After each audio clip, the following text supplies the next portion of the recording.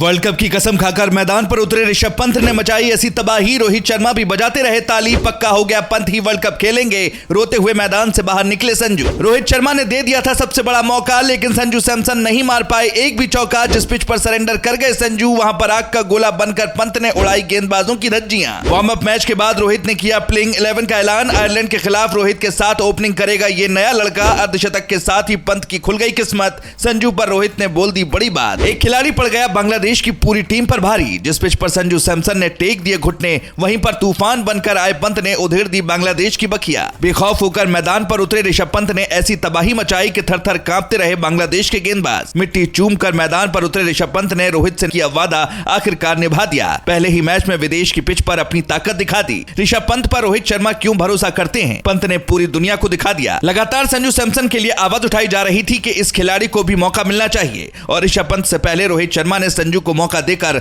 संजू का सम्मान बढ़ाने का काम किया। लेकिन किस्मत ने एक बार फिर संजू सैमसन को धोखा दे दिया, और जिस बात का डर संजू को सता रहा था वही हो गया। ऋषभ पंत की खासियत रही है कि वो किसी भी गेंदबाज के सामने आसानी से चौके छक्के लगाते हैं। मतलब ऋषभ पंत को बिल्कुल भी डर नहीं लगता है। पंत को पता होता है कि कैसे खतरनाक बल्लेबाजी करनी है। ओपनिंग का मौका संजू को मिला था, लेकिन संजू जब 6 गेंद में 1 रन बनाकर आउट हो गए, तब बारी ऋषभ पंत की थी। बैटिंग ऑर्डर में जिस तरीके से रोहित शर्मा बदलाव कर रहे थे, किसी को कुछ समझ में नहीं आ रहा था कि आखिर रोहित का प्लान क्या है। इस मैच के बाद रोहित ने क्या कुछ कहा और आयरलैंड के खिलाफ रोहित शर्मा ने कौन सी टीम रखने का ऐलान किया है, आपको बताते हैं। मगर पहले बात कर लेते हैं इस वार्म अप मैच की। मुकाबले में रोहित शर्मा ने टॉस जीता था और पहले बल्लेबाजी का फैसला लिया। शुरुआत में संजू सैमसन आउट हुए, लेकिन इसके बाद ऋषभ पंत ने गेंदबाजों के धागे खोल और टीम इंडिया को मजबूती दी। ऐसा लग ही नहीं रहा था कि ऋषभ पंत काफी वक्त बाद मैदान पर उतरे हैं। उनको जब चोट लगी थी तो शायद उन्होंने भी नहीं सोचा होगा कि कभी इस तरीके की वापसी मैदान पर की जाएगी। लेकिन क्या कमाल का कमबैक ऋषभ पंत ने इस मुकाबले में कर दिया। शानदार अर्धशतक लगाया, और जिस तरीके से पंत शॉट खेल रहे थे को देखकर रोहित शर्मा भी गदगद हो गए। और जैसे ही पंत अपनी पारी खेलकर मैदान से बाहर गए,